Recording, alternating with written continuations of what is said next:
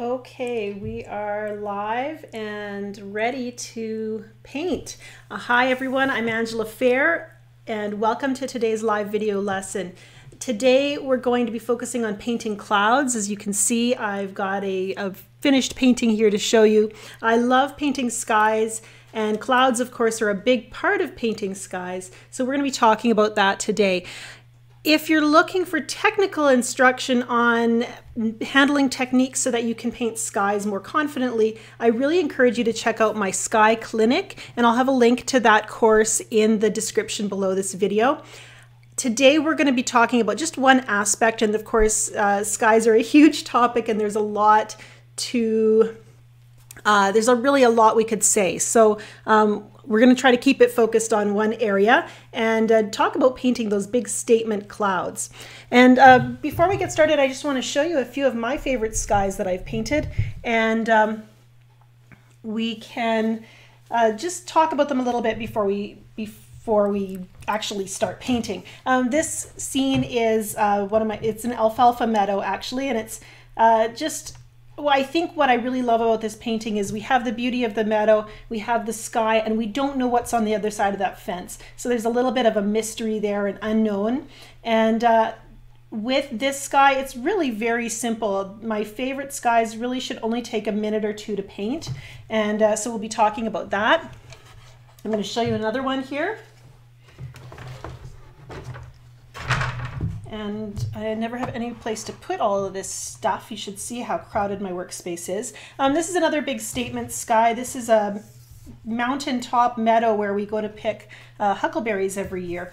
And what I like about this one is it's a little bit maybe non-standard in that we've got this one big cloud shape kind of dead center of the painting. I've painted it using my favorite wet on dry technique, and we'll be using that today as we paint. So I'll be talking about that a bit more. Again, another very simple sky that only took a few minutes to create.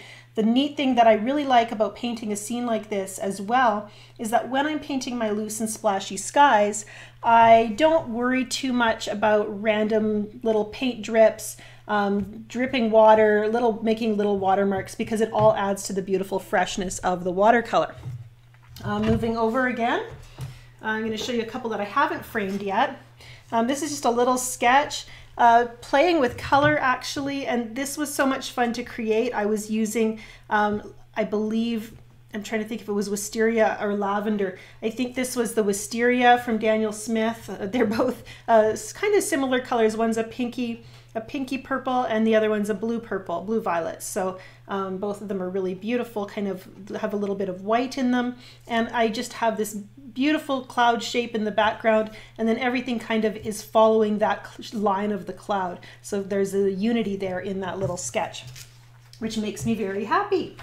Another very simple sky, and this one needed to be simple so that we could focus on the drama of the trees in the foreground. So I kept it very simple, just I think probably 2 or 3 big brush strokes. And I was teaching my junior high school class yesterday. We were starting watercolor painting, and I asked them to estimate how long it had taken me to paint the sky that I demonstrated for them in class. And it really was just about 3 big brush strokes and a few seconds of time. So we can have a lot of fun creating a fresh and vibrant look in our clouds by keeping things simple and fresh. So we're going to talk about that. Right now we're going to move over and look at some reference photos, and just moving right along. I want to welcome everyone who's here today, and let's see here. There we go. Hi everyone. I want to welcome you for tuning in from all over the country. I know it's always a challenge when we have a time change, and so then it's figuring out the scheduling, and I took advantage of that and maybe made things a little more confusing by moving the time. I start here at 2 o'clock in the afternoon. I'm hoping that better time will work for everyone just a little bit better. Maybe some of you who are at work when I broadcast previously an hour earlier will be able to tune in now. So Carolyn says, how come I never got interesting lessons like that at school? I am having so much fun teaching. Right now I'm teaching art to grades 5 to 8, 2 days a week. And it's really fun. They bring a great energy. They also bring a lot of sarcasm and humor as well to the class.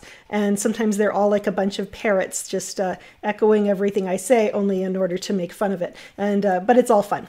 We're gonna move over and look at some pictures of skies, which I have from my own personal photo reference library. So these are all photos I've taken in my travels. And skies, and we're focusing here on the clouds. So clouds are interesting because they can be very solid and dense when they're big and fluffy and massed. And they can also be transparent, and you can see in those thinner wisps of clouds the sky behind it. So there's a transparency there. And there's also a lot of shadows in clouds. You can see some very strong contrasts in some of these cloud images. And so that all of that means that we have a lot of freedom and latitude actually in how we paint our clouds. We can go for that soft, wispy, ethereal feel, or we can go with, something a little stronger, a little chunky, a little more contrast. And I've painted both. They're both a lot of fun. Maddie comments, I used to live in Billings, Montana. It's big sky country, and we have beautiful skies up north here too. Parts of Montana do remind me of this area. And so while we're thinking, and I would encourage you to spend time studying the skies in your area, the skies when you travel. We're not even going to go into talking about sunsets, because that's just a whole other dynamic where we have to start thinking about color. We're going to keep it fairly simple. We're going to focus on blue, white, and grays. The colors that we see in just a midday sky.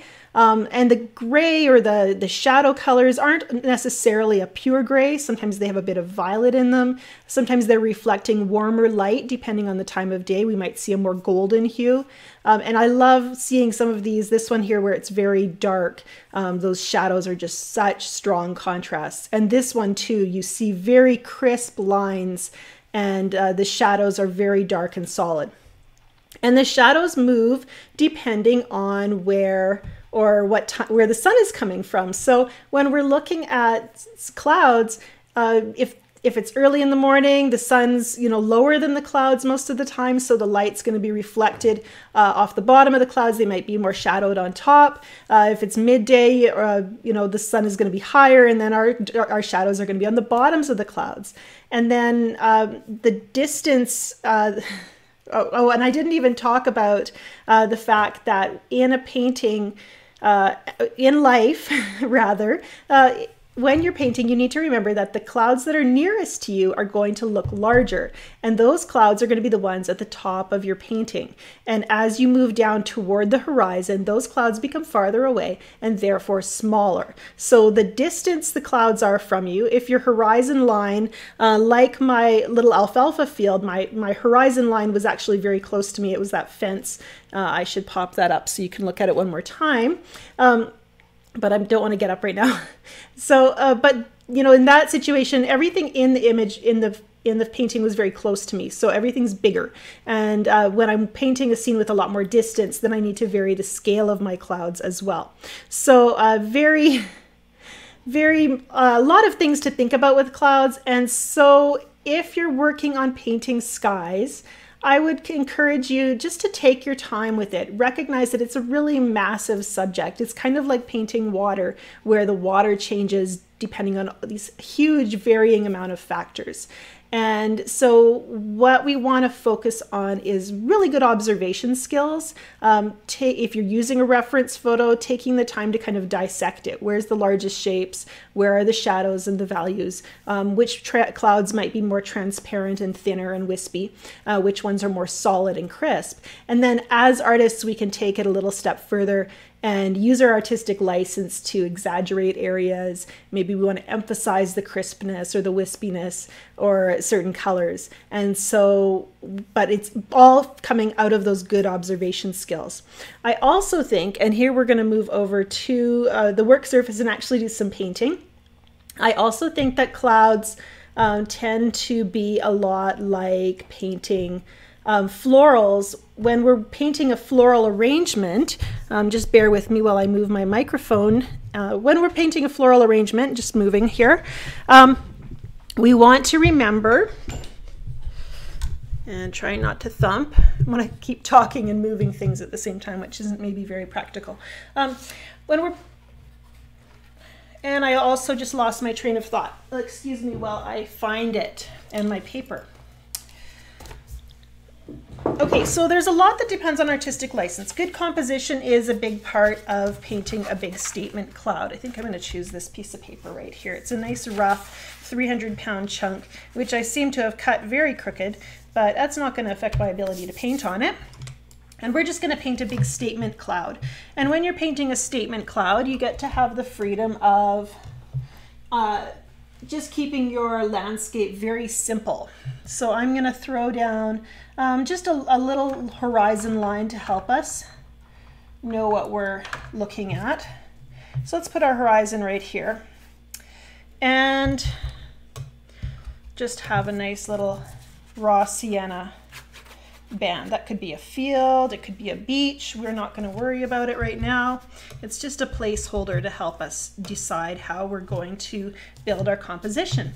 And because we're talking about thinking kind of abstractly, when you're working with a big statement cloud, it's going to be your focal point. So do we want a big round cloud dead center like a bullseye? Probably not. We want to have some freedom to create a shape that is compelling to look at and gives balance in the painting. And my paper is dry. Like I mentioned, I like painting wet on dry. So I'm going to grab some of my favorite blue for skies, and that's this Cinereous blue. And I'm going to use the side of my brush because it works really well to kind of give me some irregular shapes here. And we're going to create our big statement cloud. Cinereous blue is really nice because it doesn't really stain. So I can place a big strong brush mark and then I can wet it and bleed it out. So I'm going to create, I like creating a big cloud that's kind of big and puffy on one side and then kind of gets a little narrow or something like that. And you can see I've already dripped, and that's okay. I talked about being willing to kind of make those watermarks. And the other thing I like to do is if you're working with a sky that has a bunch of clouds, it's got near clouds and far clouds, some of those clouds are going to be soft and diffused, and some are going to be strong and bold, and those are usually the ones that are closer to you. So you can vary your values in the blue of your sky rather than feeling like you need to paint a perfectly even wash.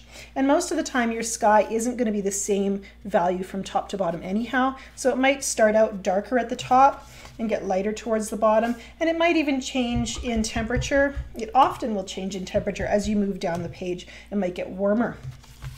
And I'm going to add a little water here. We're going to start, so we've got our big statement cloud shape. And because this isn't a great big piece of paper, we don't, it's not super enormous.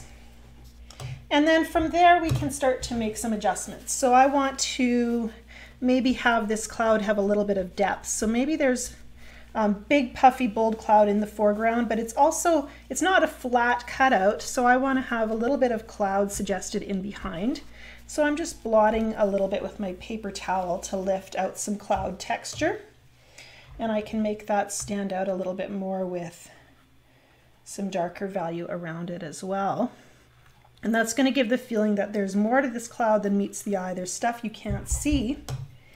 And then I'm also going to create a soft hide and seek edge. So I'm going to allow some of the blue, the Cinereous blue, to bleed into the front of my cloud here to create some variation. And I'm going to add a little bit of blue here right now. And I haven't touched any other colors. I'm not going into any browns or grays, browns to make gray, or anything like that. Right now I'm just playing with the shape of my cloud in the blues.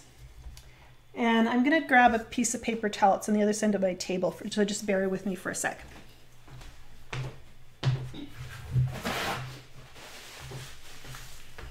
Those little tissues just didn't cut it for me here. And then I'm trying to be aware as I added water so that the blue could leak into my cloud. I also want to be aware that it might leak more than I like, and so that's where the paper towel just comes in handy. I do want to let watercolor kind of do its thing though.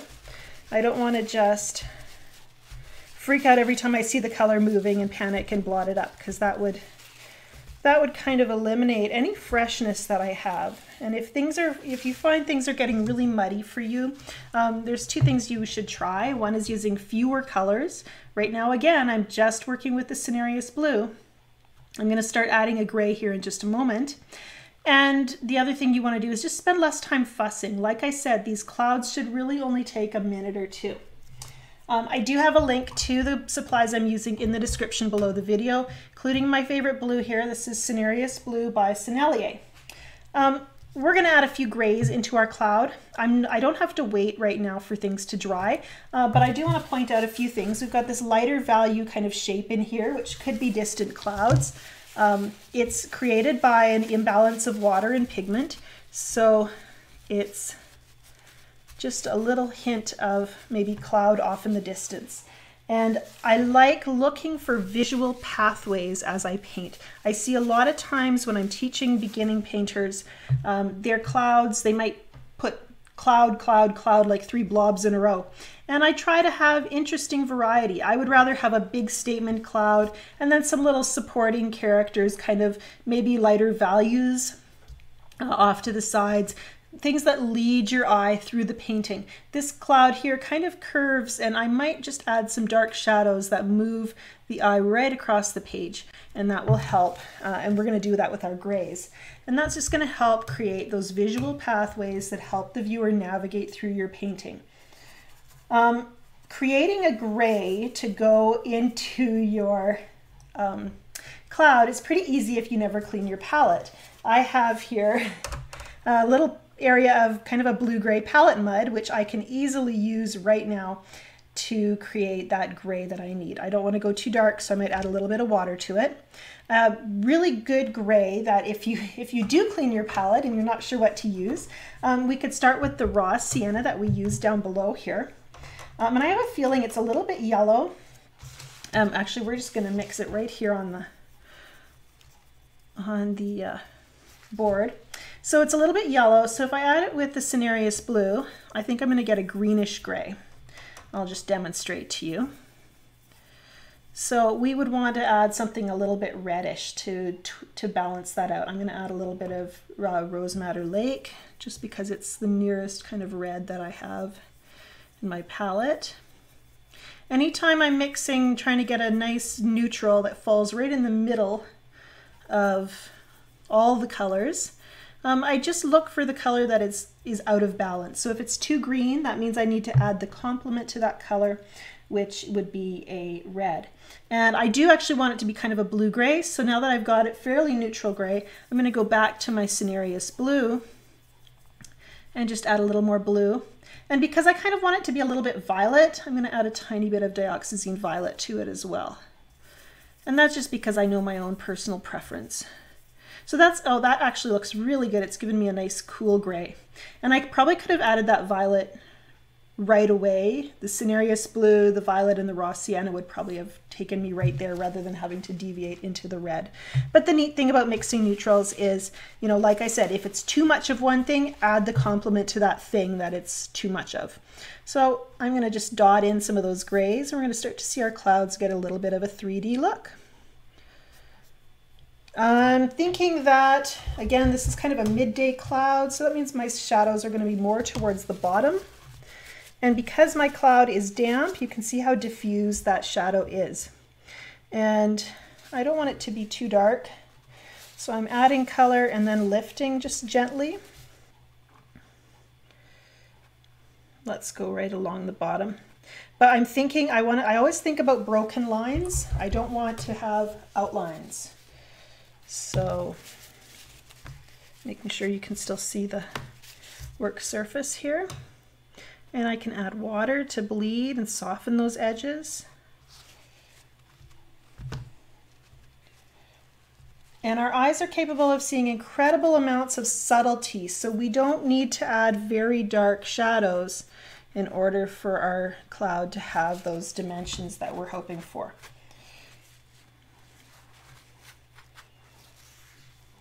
Kind of like that, the base along the bottom of the cloud. I'm also going to add some shadows here. The cloud could be bulging outwards, and then it would have a shadow underneath that shape as well.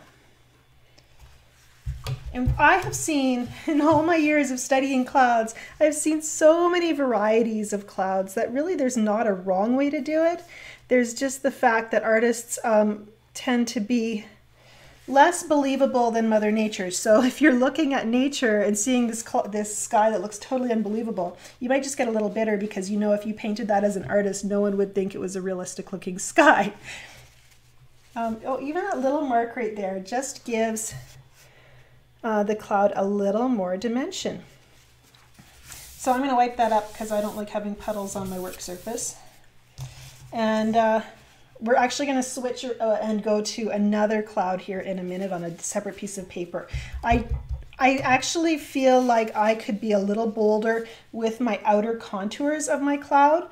The problem with touching this area right now, though, is that I can tell that it's gotten to the stage where it's not going to absorb water well. When you first start painting on a dry piece of paper with lots of juicy pigment, the color just floats across the surface of the paper.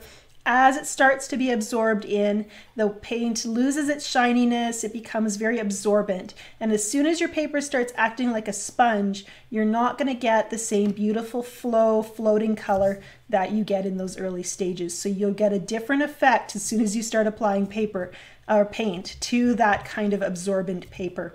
And I like the beautiful fluidity of the floating paint much more than the blotchiness of pigment that's immediately absorbed into damp paper. So I pay attention to that. It works the same if you're painting on wet and wet. If you've moistened your paper and then go to paint wet and wet, you want it to be at that stage of juiciness, of moistness, where everything's floating on the paper, not just slurping in like a sponge. So you want to watch for that. Okay, so we're gonna just move to another sheet of paper. I just kind of took half an eye to glance at your comments, making sure you can still hear me. This time I'm gonna use a hot press paper, and we're gonna paint another big statement cloud. And I know there's lots of discussion about the blue I chose, so we're actually gonna switch blues just to make life a little easier for you, because I know everybody, not everyone has Cinereous blue. I only heard of that particular color a few years ago, maybe 2 years ago. So I haven't been using it for a really long time, but everyone has ultramarine or cobalt blue, so you can choose one of those. I find that cobalt tends to granulate less, so you get a smoother wash. So if you're looking for very smooth washes, you can go straight to your cobalt blue. Ultramarine blue does granulate, so you get a little bit of texture in it, which is kind of different for skies. You might not be looking for that, but it's a very beautiful true blue. There was a little bit of comment about phthalo blue, and the deal with phthalo blue, I don't really like using it for skies because it's not very forgiving. It's a very staining color. And so you can't move it around the same way you can some of these other blues. And you know, you're not going to be able to blot it as well with your paper towel. And so then you end up having some stain marks and things that are just, you can see your brush marks just that much more, especially if you're painting wet paint on dry paper like I am here. And I'll show you right now. We'll just blot a little bit and you can see how it goes very pale, almost back to white, not quite. And we don't want it back to white anyhow. We want to have some maybe distant clouds. With these big statement clouds, you might actually have little streaky clouds in the background towards the bottom of the horizon. Let's see if I can paint those in by negative painting around them. I might have made the wrong choice to, it's hard on a small piece of paper like this to have a lot of things going on. That's where you kind of want to have the big statement sky. Keeping it simple. So yeah, I'm not going to worry about those little clouds at the bottom. I just don't have space to put them in a way I'd like. And we are going to try to keep our lines nice and crisp this time. This big contour here I really like. I like this little shape. Do you see how it's open and closed? So we have this shape here, but then we have these little areas of blue that go into the cloud and just kind of break it up. And we have this lovely crisp outline around our cloud, which then we can go in with our damp brush and let some of that blue leak into our cloud. And you can see how it wants to just take over right there because there's a lot of moisture there, and when you have a lot of water you have a lot of movement in your shapes. So I'm going to keep an eye on that for a second. I think I'll probably blot it in a minute after it's had its fun flowing. This blue, I would say I don't very often see the sky this perfectly blue. Most of the time it's going to be more in the turquoise area, and that's why I like to go to the Cinereous blue. Cerulean is another option, although I've never really found a cerulean I loved. So if you have a cerulean you love, why don't you mention that in the comments, or another sky color maybe that I haven't tried. I am just a little rural watercolor artist, so I haven't tried all the colors that are out there. It is my mission one day to try everything, but yeah, it's not always possible, and I love hearing your recommendations. You can see how much granulation happens with the ultramarine blue. It would be going down much smoother if I had cobalt, had chosen cobalt instead, although otherwise they are quite a similar color. And you can also see this, I've kept those strong contours, but I've let some of that color flow into my cloud, and I'm going to actually encourage more shapes to start to happen by using my brush to kind of coax the color along. I want you to notice too, I'm using the edge of my brush, the side of it, which gives me a much more irregular shape. And that's very freeing with clouds because we want to have our clouds looking natural. We don't want them to look like somebody formed them with their hands or drew them with a pencil. We want them to look just like they've big masses of water vapor that just naturally kind of was gravitated toward each other to make these big thunderheads. So that's what we want to think about. And now that I'm talking about thunderheads, that has me excited for summer, seeing some of these big clouds in the sky again. Our clouds are a little more placid in the winter here. And a great gray to mix with your ultramarine is ultramarine and burnt umber. It's almost an instant perfect stormy cloud gray. So you can, and you can add a little extra blue to make it a blue gray, or go a little warmer with a little bit more burnt umber. And that can give you some really nice grays. And remember too that the stronger and bolder and darker your shadows are, the stronger the sunlight's going to feel in your painting. So don't be afraid to choose, and let's be really, really bold. I'm going to go straight to the Payne's Gray, and let's just try it. Let's throw in a really strong contrast and see what that does to the rest of the painting. Because when we work with those strong contrasts, it gives us a lot of drama in a big hurry. And you could also actually choose your ultramarine mixed with some dioxazine violet. We're just going to go a little nuts here, because I don't have fun unless I'm taking risks live on video. Okay, how's that feeling? I take the risks, you guys get the benefit. All right, we'll throw some of that violet down below too.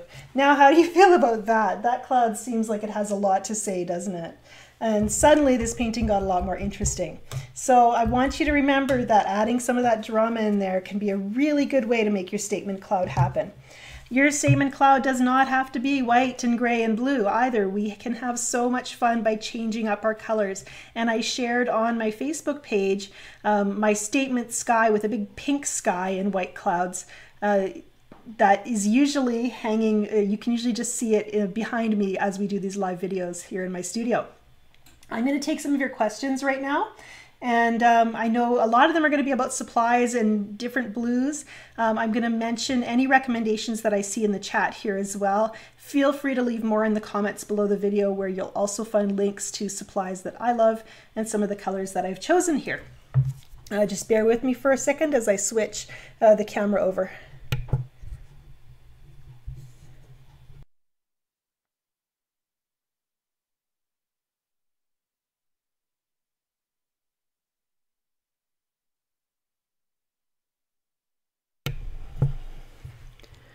Okay, not my fastest today. I should like time myself or something. Okay, there we go. Just taking a look at your questions. Joe has commented that the Cinereous blue from Sennelier does have some phthalo in it. Like I mentioned, it really doesn't seem like it stains much. I think really most watercolor, you should, whenever you're painting in watercolor, anticipate that your color will stain to some extent. And staining is actually a good thing, because I have had some colors that I've used that have re-wet so rapidly that if you're ever doing any kind of glazing over top of them, those colors just start to move again. And so we want a color that does kind of stain and bond in with the paper a bit. I didn't mention Daniel Smith's Verditer Blue. Thank you, Brenda, for bringing that up. I love Verditer Blue as well for painting skies, and it can create some really beautiful backgrounds and stuff. So it does re-wet a little bit, like I just mentioned, and so you get some really beautiful effects there too. Ian has commented that he loves manganese blue, but to check on the light fastness of that one. I have used manganese blue a little bit, but the one I have is made by QoR, and so it has that whoosh effect where it just spreads across the paper on wet paper, and I just feel like it moves faster than I would like when I'm painting a sky series. Wayne comments, if you are painting skies, it seems that hard edges are rare in nature. Would you blot or draw out edges so they're not so hard? I like a lost and found edge in my cloud that you see that we just did here. I'm going to pop it up again. This cloud, you can see the edge is soft and hard depending on where you're looking, and I think I think it depends on how dense that cloud is. If it's a really dense cloud, those edges are going to look really crisp. And so you can have some very hard edges in your clouds. So it's not always a rule that your edges should be soft. Although if you want your cloud to look not pasted on, that's why we need to add those shadows. That's why we need to soften edges so it unifies with the rest of the sky. I'm kind of really happy with this little cloud. It just, taking that risk just was totally worth it. I'm going to throw up the other cloud I painted, and you can see the difference between the two. Yeah, we have so much more interest and drama in that big, bold, brave cloud rather than that kind of timid, anemic, sad little one. Just taking a look here. JD asked regarding the Facebook watercolor workshop. The Angela Fehr watercolor workshop on Facebook is open to anybody who's interested in watercolor. If you want your paintings to be not quite so personal, shared so broadly, I would encourage you, if you're part of any of my paid online courses, the student gallery is a great place to share your work with other students. It's a much more protected environment. So just depending on how you feel about that. There we go, just taking a look at questions. Oh, Joy, you wanted me to show the stuff I painted last week. Last week we talked about breaking the rules of watercolor, and I had painted on 3 alternative surfaces: on Yupo plastic paper, on gesso, a wood panel primed with gesso and a wood panel primed with cold press ground. So I will show those here in just a second. I want to get all the questions covered here. JD, I did comment on the watercolor workshop. Yeah, with your, feel free to email me too if you have any other further questions. Any other questions? Let's see here.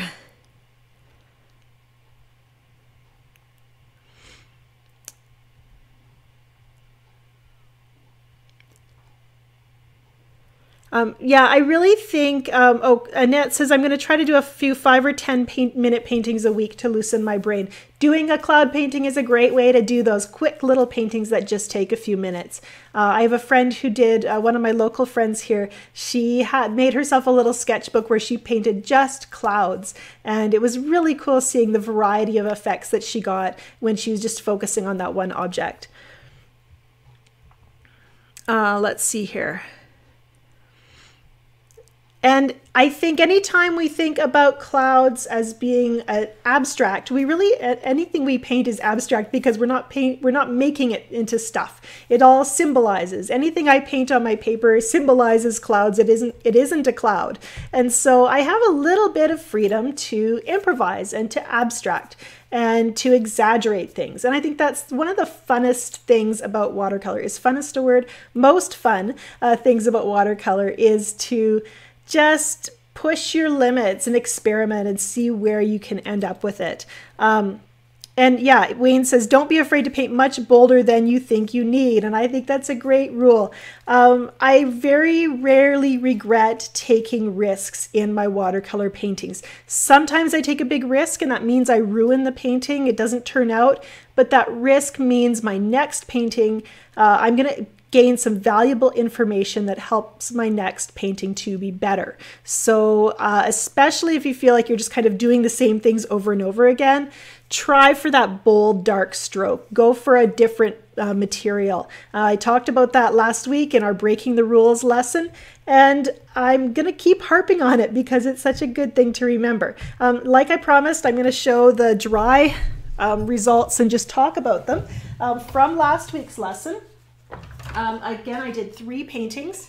This is the one on cold press ground, I believe. Yes.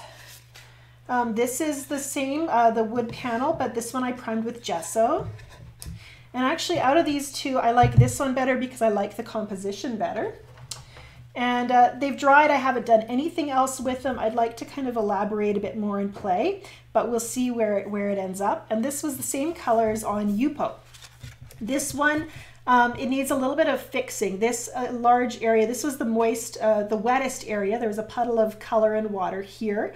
So it took the longest to dry. And because of that, we have a more ambiguous kind of wash of colors here and a very crisp edge. So with Yupo, you can actually wipe it right down back to white.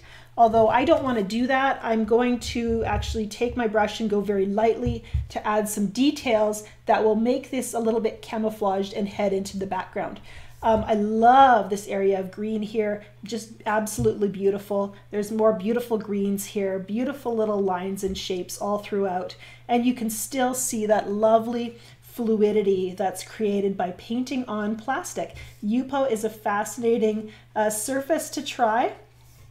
And yeah, it has a very floral feel, no matter how it ends up. I'm pretty happy with 95% of this painting. I just need to tweak on that area a little bit. So I might do that in a future video, or just in my own time as inspiration strikes. I'll make sure to show you the finished painting. I want to thank you all for joining me today. If you enjoyed this statement cloud session, it is going to be here on YouTube for the next week, so you can watch the replay after the broadcast ends here. The other thing that I'm going to do with this lesson is I will be adding it to my Watercolor Sky Clinic. This is an online course that focuses on skies. I paint a sunset scene, we paint northern lights, and we paint some beautiful midday clouds as well, and with more emphasis on technique and interpretation. This lesson will be added to the Sky Clinic so that it has this this little look at painting statement clouds as well. And it will go into my lesson library for those of you who are subscribed to my archive of all of the live lessons I've done here on YouTube. That is the only place you can find them, on my website at learn.angelafehr.com. Becky comments she'd love to see some wispy clouds, so maybe we'll save that for a future lesson. I appreciate you all being here today to paint with me, and wherever you're at in your watercolor journey, focus on just having fun, embracing the process of learning, and trust that you're growing as an artist every time you put another inch or mile on your brush. Have a great day. Bye for now.